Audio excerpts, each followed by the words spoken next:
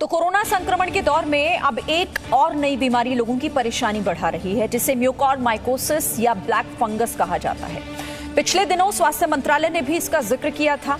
ये fungal infection आंखों पर सबसे ज्यादा असर डाल रहा है। देश में कई जगहों पर ऐसे मामले भी देखने को मिल रहे हैं जहां पर म्यूकॉरमाइकोसिस की वजह से लोगों को आंखों की रोशनी तक गंवानी पड़ी है। ऐसे में इस बीमारी के लक्षण क्या हैं, आप ये जानना जरूर चाहेंगे, तो हम सबसे पहले आपको बताते हैं कि इसे पहचानना जरूरी है ताकि आप इसका सही इलाज करा सकें। और अब ICMR ने इस बीमारी के लक्षण और इलाज के लिए एडवाइजरी भी जारी की है। जिन लोगों को डायबिटीज की ज्यादा समस्या है, उन मरीजों में भी म्यूकॉरमाइकोसिस का खतरा ज्यादा बना रहता है।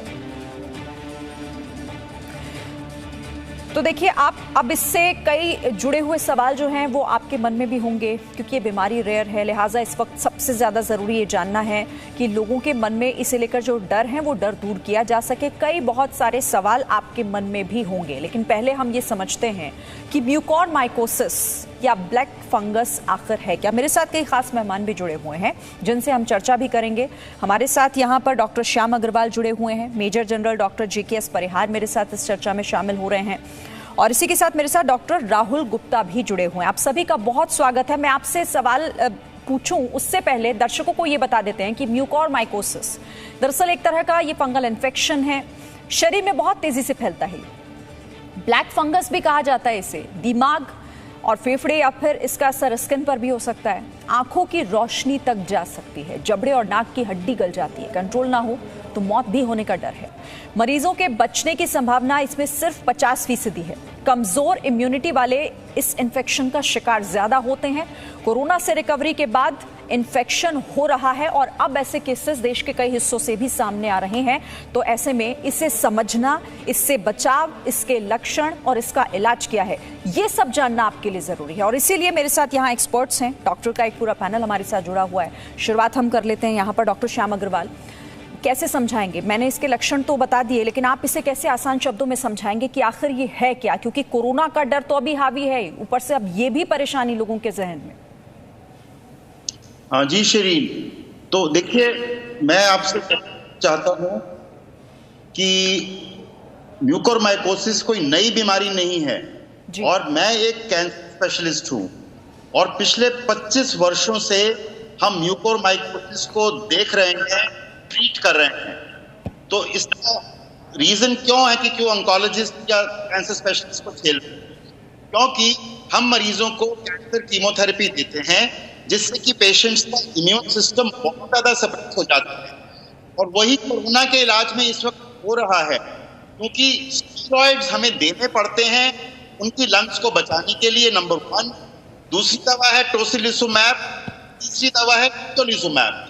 ये तीनों दवाइयाँ बहुत प्रोफाउंड, बहुत जबरदस्त इम्यून सिस्टम को सप्रेस करती हैं। म्यूकॉरमाइकोसिस की जहां तक बात है, वो एक फंगल इन्फेक्शन है। उसके स्पोर्स होते हैं, उसके हाइफी होते हैं जो कि हवा में तैर रहे हैं, खास तौर पे उन जगहों पे जहां पे कि कंस्ट्रक्शन वर्क चल रहा है। ये सॉइल में होते हैं, तो हम बोलते हैं फंगल स्पोर्स जो हैं, दे आर यूबिक्विटस।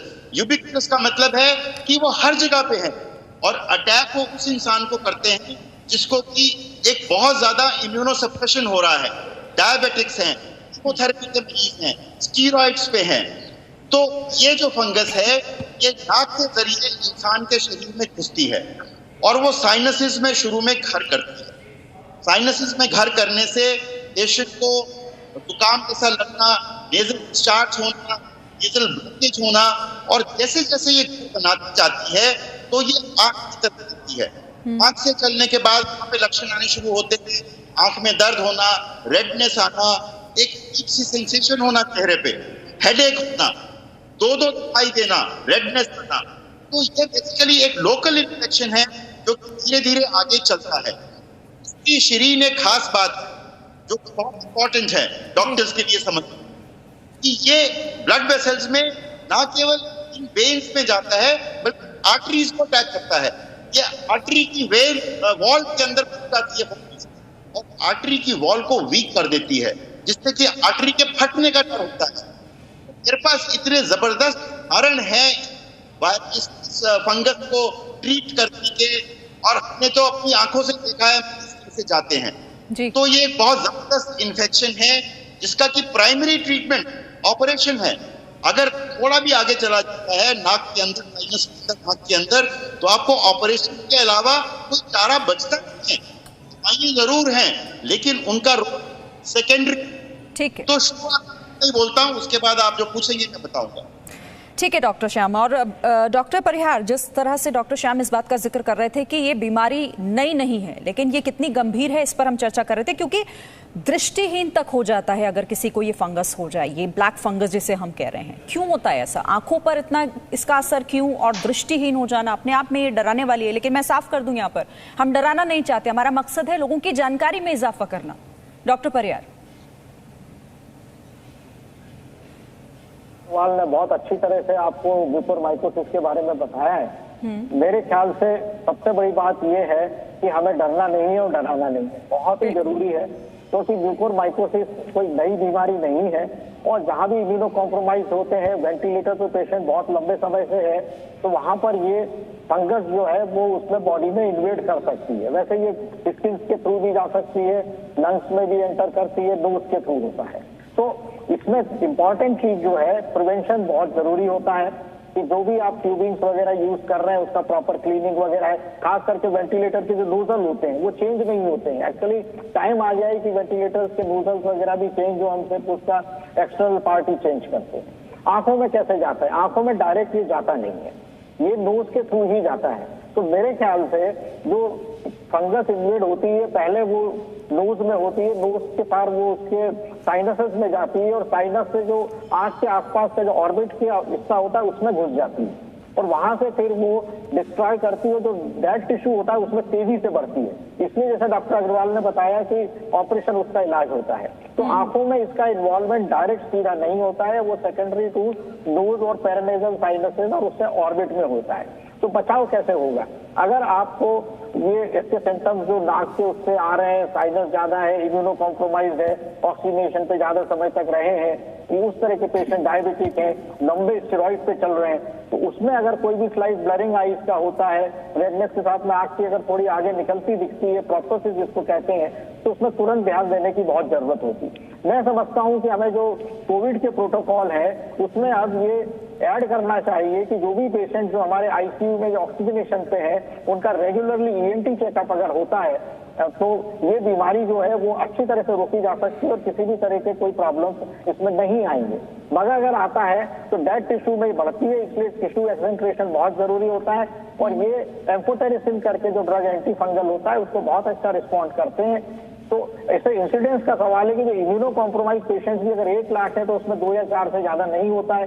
कोविड में हो सकता है कि 2-4 बढ़ के 10 हो गया जो ज्यादा लगता है, पर ये नहीं है कि हर कोविड पेशेंट जो वेंटिलेटर पे है, ऑक्सीजन पे है, उसको ये म्यूकोरमाइकोसिस होगा। तो आप इससे अलर्ट रहिए और अर्ली डिटेक्शन मैं समझता हूँ सबसे ही बड़ा इसका इलाज है।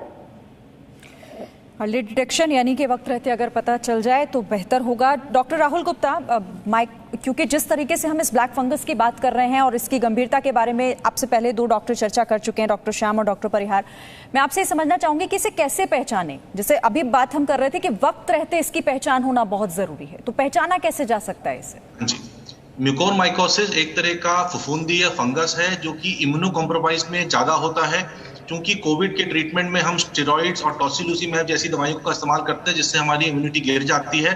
तो म्यूकोरमाइकोसिस जो कि नॉर्मली हवा में हमारे शरीर में नाक में होता है वो पैथोजेनिक हो जाता है जिससे कि उससे इन्फेक्शन बढ़ सकता है। वो हमारे नाक के अंदर जो एयर साइनसेस होते हैं उसको इन्फेक्ट करता है। वहां की बोन्स बहुत पतली होती हैं, उनको तोड़ के ये आंखों के अंदर भी घुस जाता है और ब्रेन के अंदर भी घुस जाता है। तो सबसे इंपॉर्टेंट जो है वो है पैरानेजल साइनसेस, हमारे ऑर्बिट और हमारे ब्रेन की स्कैनिंग होना। उसके डिटेक्शन के लिए 2 इन्वेस्टिगेशन मुख्य हैं। सबसे पहले या तो हम सीटी स्कैन कर सकते हैं, सीटी स्कैन प्लेन भी कर सकते हैं पैरानेजल साइनसेस का, या फिर हम इसमें कॉन्ट्रास्ट वाला सीटी स्कैन कर सकते हैं, या फिर हम कॉन्ट्रास्ट वाला एमआरआई कर सकते हैं ब्रेन का और स्कल बेस का, जिससे कि हम इसको डिटेक्ट कर सकें। इसके अलावा इस तरह की फफूंदी हमारे लंग्स को, हमारे गैस्ट्रोइंटेस्टाइनल ट्रैक्ट को, हमारी चमड़ी को या सिस्टमिक पूरे शरीर को भी इन्वॉल्व कर सकती है। तो उसके लिए अलग अलग टेस्ट होते हैं। कोई ऐसा ब्लड टेस्ट नहीं है जिससे कि इसको डिटेक्ट किया जाए। इसके लिए मेन इन्वेस्टिगेशन सीटी स्कैन और एमआरआई है, और उसके बाद कंफर्म करने के लिए बायोप्सी ली जाती है, जो कि एक ईएनटी सर्जन नाक के द्वारा दूरबीन से इसकी बायोप्सी लेता है, जिससे कंफर्म होता है लेबोरेटरी के अंदर कि वो म्यूकोरमाइकोसिस है, और उसी के बाद इसका ट्रीटमेंट स्टार्ट होता है। हो सकता है कि कंप्लीट एक्सीजन पॉसिबल ना हो, क्योंकि ये बहुत इंपॉर्टेंट एरियाज में फैल जाता है, जैसे आंखों की नस के पास, ब्रेन के अंदर, या फिर हमारे ब्लड वेसल्स हैं उनको इन्वॉल्व कर लेता है। तो शुरू में इसको डीबल्क किया जाता है, और उसके बाद एम्फोटेरिसिन या अदर एंटी फंगल ड्रग्स जैसे पोसाकोनाजोल है उनको दिया जाता है। इसका ट्रीटमेंट बहुत लॉन्ग टर्म चलता है, लंबे टाइम तक हॉस्पिटलाइजेशन की जरूरत पड़ती है, और इसमें ट्रीटमेंट रिलेटेड कॉम्प्लिकेशन भी काफी होते हैं, क्योंकि एम्फोटेरिसिन जो दवाई इसके लिए रामबाण मानी गई है, वो दवाई भी काफी टॉक्सिक होती है, जो कि एक स्ट्रिक्ट सुपरविजन में हॉस्पिटल के अंदर ही दी जा सकती है। ठीक है डॉक्टर श्याम अग्रवाल, अगर म्यूकोरमाइकोसिस हो जाता है तो ऐसी स्थिति में फौरी तौर पर क्या करना चाहिए और क्या नहीं करना चाहिए, कौन सी बातें ध्यान देने वाली हैं?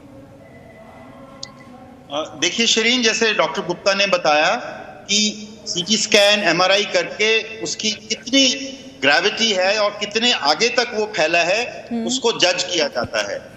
और अगर बिल्कुल थोड़ा ही है नाक के अंदर या साइनसिस के अंदर, तो ईएनटी सर्जन्स जो हैं वो एंडोस्कोपी के जरिए उस इन्वॉल्व हिस्से को जो कि खराब हो चुका है उसको निकालने की कोशिश करते हैं, जिसको डीबल्क बताया डॉक्टर साहब। तो लेकिन यह है कि एक बार डीबल्क हो गया और वो निकल गया, तो उसके बाद भी उसके अंश हैं फंगस वो रहते हैं, और ये एम्फोटेरिसिन नामक दवाई जो सबसे ज्यादा प्रचलित है उसको इस्तेमाल किया जाता है।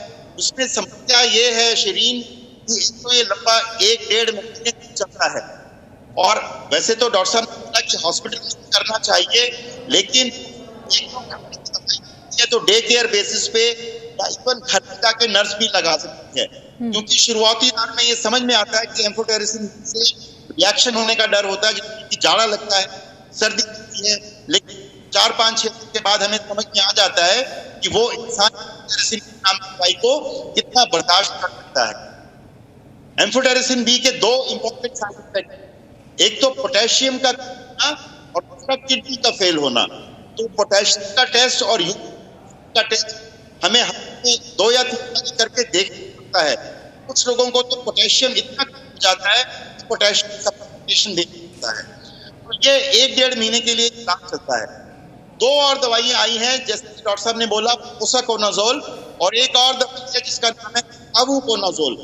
ये तीसरी दवाई भी मिल रही है, जो कि बीमारी और इस मर्ज के रोग को फाइट करने में अवेलेबल है। लेकिन मैं याद रखना चाहूंगा, ये जो ट्रीटमेंट है ऑपरेशन, मैं आपको एक उदाहरण देता हूँ। एक पेशेंट 25 साल पहले उसको हार्ड पैलेट साइनस से हार्ड पैलेट में वो चला गया, और उसने हार्ड पैलेट को गला दिया, तो हमें हार्ड पैलेट के हिस्से उसके अंदर छेद हो गया, उसका ब्लड कैंसर था वो ठीक हो गया, उसको ग्राफ्टिंग से 2 साल के बाद ठीक किया, और आज 25 साल के बाद पेशेंट ठीक है। तो सर्जरी जो है वो एक बहुत इंपॉर्टेंट ट्रीटमेंट है म्यूकोरमाइकोसिस के इलाज में, followed by anti mucormycosis medicine. ठीक है डॉक्टर परिहार, जिस तरह से कोरोना वायरस किसी को भी संक्रमित कर सकता है, क्या उसी तरीके से म्यूकोरमाइकोसिस भी किसी को हो सकता है, या फिर ज्यादा चांसेस किसी खास एज ग्रुप या फिर जो किसी बीमारी से संक्रमित है, पीड़ित है, उन्हें ज्यादा खतरा है?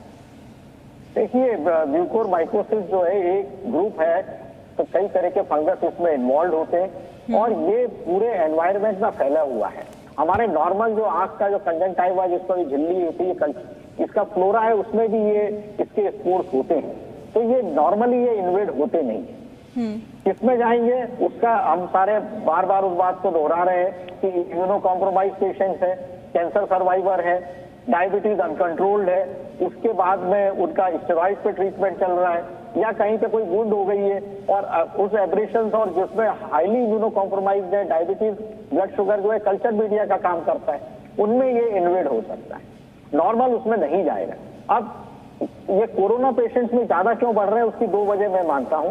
पहला ये कि वो ऑलरेडी इम्यूनो कॉम्प्रोमाइज जो कोरोना पेशेंट है उसमें होता है। आप आश्चर्य करेंगे कि भारतवर्ष में नॉर्मल सर्कमस्टांसेस में भी म्यूकोरमाइकोसिस का जो इंसिडेंस है, वर्ल्ड इंसिडेंस है 70 गुना ज्यादा है, मगर वो इतना कम है कि जो हर एक किसी में जाता नहीं है। वो 1 लाख में 2 या 3 पेशेंट के बराबर होता है, जो कोरोना वाले में 10 हो सकता है। तो आप ये मत मानिए कि हर कोरोना पेशेंट्स को जो है म्यूकोरमाइकोसिस का प्रॉब्लम हुआ है, मगर क्योंकि ये रॉ सरफेस से जा सकता है तो हमें जो है हाइजीन पे बहुत ध्यान देना चाहिए। पर्सनल हाइजीन, आंखों का हाइजीन, और जो ये वेंटिलेटर्स और ये ऑक्सीजनेशन वगैरह है, इनके ट्यूबिंग्स वगैरह मॉइस्ट होना, लुब्रिकेंट होना बहुत जरूरी है। नहीं तो वहां पर अल्सरेशन हो गया, डायबिटिक है, इम्यूनो कॉम्प्रोमाइज्ड स्टेरॉइड है, तो वो उसको फ्लेयर अप कर सकता है। मेरे ख्याल से कोविड प्रोटोकॉल में अब हमें ईएनटी और ऑप्थेमोलॉजिस्ट को एंगेज करना बहुत जरूरी है हमारे सर्कमस्टांसेस में। और सबसे सिंपल मैं मानता हूं कि सीटी जो है एमआरआई है वो होना चाहिए, मगर सस्पिशन के लिए अगर हम एंडोनेजल एग्जामिनेशन जो है पेशेंट जो कोविड के जो ऑक्सीजनेशन पे है या वेंटिलेटर पे है उसमें अगर रेगुलरली कर रहे हैं तो मैं समझता हूं कि हम इसको आसानी से प्रिवेंट कर सकते हैं। जैसा डॉक्टर साहब ने, अग्रवाल साहब ने और दूसरे हमारे माननीय न्यूरोसर्जन ने भी बताया कि इसमें जो है एंटी फंगल ड्रग्स जो है वो यूज होते हैं। एम्फोटेरिसिन है, इवोकोसोनाजोल है, पेसोसोनाजोल है, मगर ये सारे टॉक्सिक होते हैं और स्टेरॉइड वालों में, इम्यूनो कॉम्प्रोमाइज में इनकी टॉक्सिसिटी ज्यादा बढ़ सकती है। तो कोविड में मल्टी ऑर्गन फेल्योर होते हैं। तो पहला चीज मोस्ट इंपॉर्टेंट है प्रिवेंशन हो। अर्ली अगर है तो मैं समझता हूं कि उसमें जो सर्जिकल डिब्राइवमेंट में जो है डेड टिश्यू का होना और उसके साथ में लो डोज एंटी फंगल भी इसमें हमारे काम कर सकते हैं। तो simple ENT examination, eye examination regularly corona patient जो हॉस्पिटलाइज हैं उसमें ये आसानी से हम इसको रोक सकते हैं। और होगा भी तो इतना ज्यादा बिल्कुल कि वो ब्रेन यानी डैमेज या खतरा बड़ा है, गंभीर है, लेकिन सही समय पर सही जानकारी के साथ और सही इलाज के साथ अगर कोशिश की जाए तो इसे ठीक भी किया जा सकता है। डॉक्टर श्याम अग्रवाल, म्यूकोरमाइकोसिस को बहुत सारे इससे जुड़े हुए सवाल आप लगातार उनके जवाब दे रहे हैं, लेकिन एक शब्द जो हम सुन रहे हैं इम्यूनिटी, संक्रमण काल में हमने सबसे ज्यादा सुना, और ब्लैक फंगस से भी इसको जोड़कर देखा जा रहा है। कहा जा रहा है कि जिनकी इम्यूनिटी कमजोर है उसे ये बीमारी होने का खतरा ज्यादा है।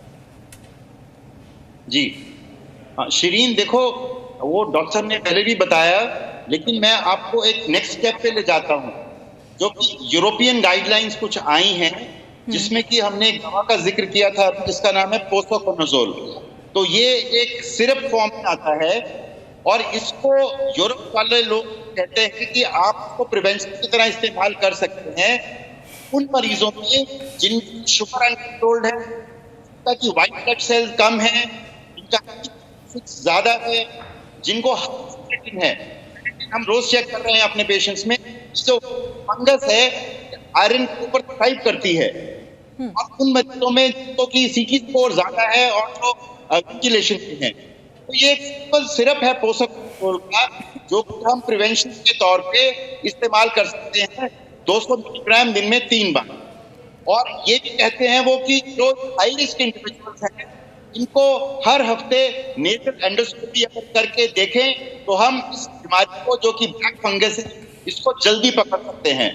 तो ना केवल हमें प्रिकॉशन लेनी है बल्कि एज ए प्रिवेंशन के तौर पे अगर हम सब डॉक्टर ये समझते हैं, क्योंकि यूरोप में ये चीज एप्लीकेबल है, तो इंडिया में क्यों नहीं होना चाहिए। तो मैं आपकी चैनल को, डॉक्टर्स को, आईएमए को, डीएमओ को और दूसरे लोगों को आह्वान करूंगा कि आप इसकी एक पॉलिसी बनाएं, क्योंकि जो कोरोना बीमारी है वो जल्दी जाने वाली नहीं है। थोड़े थोड़े केसेस तो आते ही रहेंगे और उसके साथ जुड़े हुए इम्यूनोसप्रेशन है, डायबिटिक्स है, तो ये प्रॉब्लम होती है। तो मेरा ख्याल से prevention is better than cure. दूसरी बात जो एक मैं देख रहा था कि कहते हैं कि कंट्रास्ट एमआरआई है कंपेयर टू सीटी स्कैन, तो डॉक्टर्स को ये गाइडलाइन निश्चित करनी चाहिए, एमआरआई जो कंट्रास्ट वाली है इसको ज्यादा ध्यान दें as compared to CT scan. तो ये डिटेल की बातें हैं जिससे कि हम बीमारी को रोक सके, जल्दी पकड़ सके और इसका इलाज करके इसको स्वस्थ कर सके। ठीक है डॉक्टर राहुल गुप्ता, आप थोड़ी देर पहले इससे जुड़े हुए कुछ टेस्ट के बारे में बता रहे थे, मैं चाहूंगी एक बार फिर से उनके बारे में आप बताइएगा, कौन से टेस्ट, और क्या ये किसी गाइडेंस में ही, यानी कि किसी से कंसल्ट करके किसी डॉक्टर से उसके बाद ही कराए जाने चाहिए?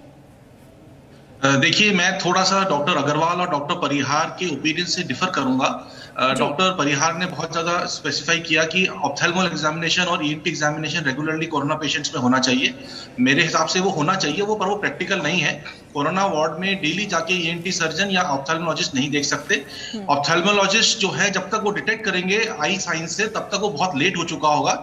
इसलिए अर्ली डिटेक्शन के लिए मेरे हिसाब से सीटी स्कैन सबसे इजी और easily available investigation. CT scan में अगर आपको नेजल साइनेसिस के अंदर म्यूकोजा का इन्फ्लेमेशन मिलता है तो उस केस में आप आगे further test nasal endoscopy ophthal examination को प्रमोट कर सकते हैं। जब भी पेशेंट कोरोना का होता है उसका 2 या 3 बार सीटी चेस्ट जरूर होता है अगर उसको मॉडरेट से सीवियर डिजीज है। जितनी बार वो सीटी स्कैन चेस्ट के लिए जाए, उसी समय अगर उसके पैरानेजल साइनेसिस यानी कि फेस का सीटी स्कैन हो जाए तो उससे हमारे को एक अर्ली साइन मिलता है कि उसको कोई फंगल इन्फेक्शन तो नहीं है। क्योंकि ईएनटी सर्जन जो एंडोस्कोपी करते हैं वो एंडोस्कोपी जब तक वो डीप साइनेसिस में जाके नहीं देखेंगे तब तक म्यूकोरमाइकोसिस का पता नहीं चलेगा। और डीप साइनेसिस में जाने के लिए हो सकता है पेशेंट को सेडेट या एनेस्थेटाइज करना पड़े। तो वो चीज सिर्फ एक ओपीडी बेस्ड या एक आईसीयू में बेड साइड इन्वेस्टिगेशन जो है पॉसिबल नहीं हो पाता। मैं डॉक्टर अग्रवाल से बिल्कुल एग्री करता हूं कि एक कॉन्ट्रास्ट एनहांस एमआरआई जो है वो सीटी स्कैन से ज्यादा सुपीरियर है, पर एमआरआई की मशीन की अपनी लिमिटेशन है। उसमें टाइम लगता है, कम से कम 15 से 20 मिनट लगते हैं एक एमआरआई होने में। एमआरआई रूम की क्लीनिंग कोविड पेशेंट्स के लिए होना ज्यादा मुश्किल काम है as compared to CT scan room. तो सीटी स्कैन करने में जिसमें कि मुश्किल से 30 से 40 सेकंड लगते हैं will be a more easy and first investigation that can be done to detect paranasal sinusitis infection with any kind of fungus. तो मैं ये रिकमेंड करूंगा कि सीटी स्कैन को प्रेफरेंस दी जाए, और अगर सीटी स्कैन में कोई फाइंडिंग आते हैं तो हमें तुरंत अलर्ट होके MRI, nasal endoscopy, ophthal examination तीनों के बारे में सोचना चाहिए ताकि हम जल्द से जल्द ट्रीटमेंट स्टार्ट कर सकें। और ट्रीटमेंट अर्ली स्टार्ट करने का बहुत फायदा है क्योंकि एक बार इसने विजन को इन्वॉल्व कर लिया या ये ब्रेन के अंदर फैल जाता है तो उसके बाद मॉर्टेलिटी और मॉर्बिडिटी बहुत हाई है और क्योर के चांसेस काफी कम हो जाते हैं। यानी आप ये कह रहे हैं इसमें देरी बिल्कुल नहीं होनी चाहिए और जो भी इमीडिएट ऑप्शन हो, और वो ऑप्शन क्या हो सकता है? सीटी स्कैन, जो कि बहुत जल्दी होना चाहिए, फिर उसके बाद इसका इलाज जल्दी से शुरू होना चाहिए। ठीक है डॉक्टर परिहार, बच्चों को लेकर भी बहुत डर है लोगों के मन में, तो क्या ये बच्चों को भी प्रभावित कर सकता है, उनको भी संक्रमित कर सकता है म्यूकोरमाइकोसिस? देखिए, म्यूकोरमाइकोसिस का एज से मैं नहीं जोड़ूंगा। ये इम्यूनो कॉम्प्रोमाइज्ड स्टेज जो है वो सबसे इसमें इम्पोर्टेंट चीज होती है। जैसा डॉक्टर अग्रवाल साहब बात कर रहे थे यूरोप के बारे में, और हम यूरोप से थोड़े म्यूकोरमाइकोसिस के लिए ज्यादा वल्नरेबल है क्योंकि भारत में डायबिटीज जो है वो बहुत ज्यादा है। उसके अलावा हमारा ट्रॉपिकल कंट्रीज में टेम्परेचर भी बहुत ज्यादा रहता है। तीसरा फैक्टर आता है कि जो सब्जियां वगैरह है, बच्चों में ये आएगा तभी जब बच्चा इम्यूनो कॉम्प्रोमाइज हो। अर्ली डायबिटिक टाइप के जो होते हैं उसमें डेफिनेटली ज्यादा है। अगर उनको कोविड हुआ तब उसमें ये पॉसिबिलिटीज आती है। आपने मुझे मौका दिया, मैं एक चीज और इसमें ऐड ऑन करना चाहूंगा। प्रिवेंटिव पार्ट में हम जैसा मुझे बताया डॉक्टर राहुल ने, डेफिनेटली सीटी एमआर जो है बहुत अच्छे हैं, मगर मैं जो ये कह रहा था कि कोविड जो रिकवर्ड पेशेंट्स हैं उनमें भी म्यूकोरमाइकोसिस जो है वो पाया जा रहा है, और उनके सिम्टम्स जो आ रहे हैं उसमें स्लाइट ब्लरिंग ऑफ विजन और आंखों का डबल होना, वो दिखना, वो भी इसमें आ रहा है। तीसरा, सारे बड़े हॉस्पिटल्स में ऑप्थेल्मिक रेजिडेंट्स भी कोविड ड्यूटी कर रहे हैं, तो हमारे पास में वो अवेलेबल होते हैं। और सबसे बड़ी चीज है कि एनवायरमेंट को हम अवेयरनेस दे रहे हैं कि आप इसको मिस नहीं करिए। तीसरी बात जो मैं बताऊंगा कि भारत में क्यों ज्यादा हो रहा है, खाद वगैरह होता है, जमीन में जो काम कर रहे हैं, खेल रहे हैं, उसमें से भी ये जाता है। सब्जियां, अगर आपने फ्रिज में सब्जियां लंबे समय तक रखी है और उसमें कालापन आ रहा है, आप उसको यूज मत करिए क्योंकि ये उससे भी जा सकता है। तो इस तरह से बच्चों में कि उसको कोविड, वैसे ही बच्चों में कोविड कम हो रहा है, और अगर हो भी रहा है तो वो डायबिटिक है, हाई स्टेरॉइड पे चले हैं और उनको डायबिटीज है, कोई ऐसी प्रॉब्लम्स है, तो उसमें म्यूकोरमाइकोसिस ज्यादा देखने में आ सकती है। नहीं तो ये मैं समझता हूँ कि ये ऐसा कोई बहुत ज्यादा फर्क बच्चों में इसमें नहीं आएगा। ठीक है डॉक्टर परिहार, जिस तरह से डायबिटीज का जिक्र कर रहे थे डॉक्टर अग्रवाल, आपसे मैं इसका जवाब लेना चाहूंगी क्योंकि यही बहुत एक्सपर्ट्स के जरिए माध्यम से सुना जा रहा है, क्या डायबिटीज जिसे है उससे खतरा ज्यादा है? हाँ बिल्कुल शरीन, खास तौर पे अगर वो डायबिटीज कंट्रोल में नहीं है, जिसको अनकंट्रोल्ड डायबिटीज बोलते हैं। अब समस्या ये है कि जब हम स्टीरॉइड्स देते हैं इस कोरोना के जंग से बचने के लिए, बीमारी से बचने के लिए, तो इनवेरिएबली शुगर बढ़ जाता है और मरीज जो है इसको कंट्रोल करने में कोताही करते हैं, या फिर वो कंट्रोल नहीं होता है। तो शुगर को कंट्रोल करना सबसे ही आवश्यक बात है इस वक्त, जिससे कि ये ब्लैक फंगस आपके बॉडी में इन्वेड ना करे। और दूसरा ये है कि मैं एक सिंपल एडवाइस देता हूँ, ये ना जाता है, और जैसे मैंने पहले ही बोला कि ये जो स्पोर्स हैं फंगस के, ये हवा में हैं, खासतौर पे पॉल्यूटेड हवा में, गंदी हवा में। तो आपको स्टीम का सेवन, जो सिंपल चीज, सो 3 से 4 बार दिन में करें, जो कोरोना के मरीज या जो रिकवर कर रहे हैं, जिससे कि आपके साइनसेस, आपके नेजल पैसेज क्लीन रहे। तो आई थिंक ये 2 चीजें, शुगर को कंट्रोल करना और स्टीम का लगातार सेवन करना, जब तक कि कोरोना आपके शरीर से निकल नहीं गया है, आई थिंक बहुत ज्यादा लाभदायक हो सकता है कोरोना की प्रिवेंशन में। अच्छा, जिस तरह से जिक्र हम इसको लेकर भी कर रहे हैं कि कोरोना संक्रमण के बाद हम देख रहे हैं कई केसेस, डॉक्टर परिहार आप भी बता रहे थे कि बहुत सारे केसेस जो हैं वो जब कोरोना संक्रमित जो लोग हैं वो ठीक हो रहे हैं, वो नेगेटिव आ रहे हैं, उसके बाद भी ये हो रहा है। तो इसकी क्या वजह समझ आ रही है डॉक्टर परिहार?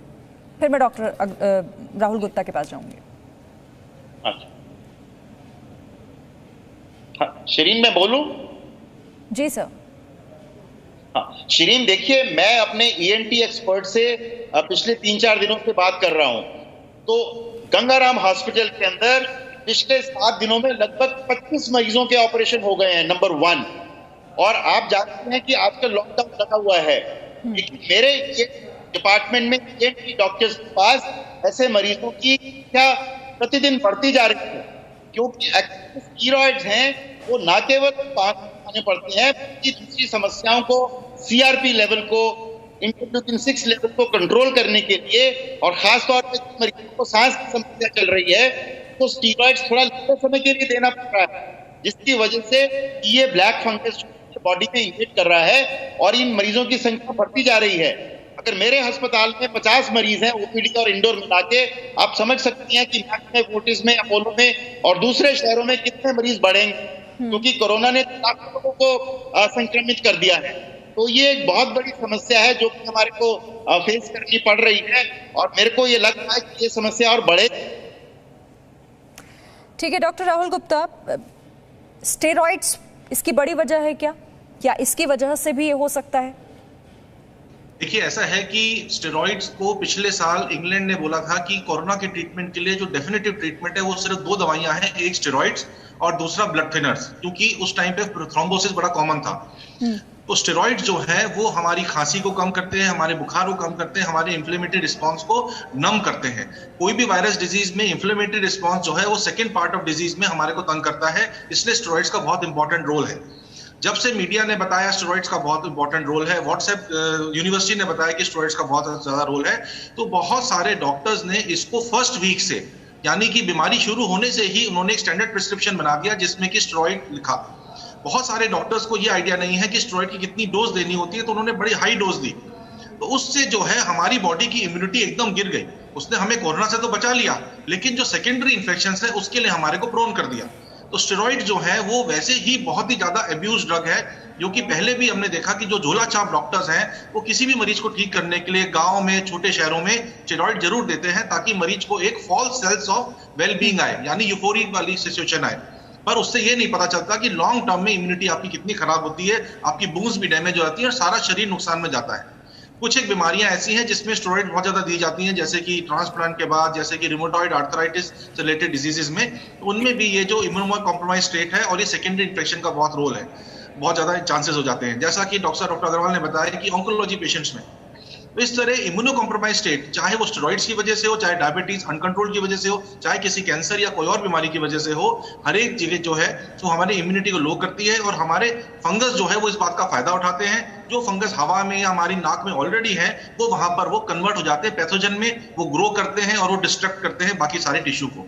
तो इसलिए स्टेरॉइड को यूज करना फायदेमंद है, पर it has to be used very casual, cautiously, not casually.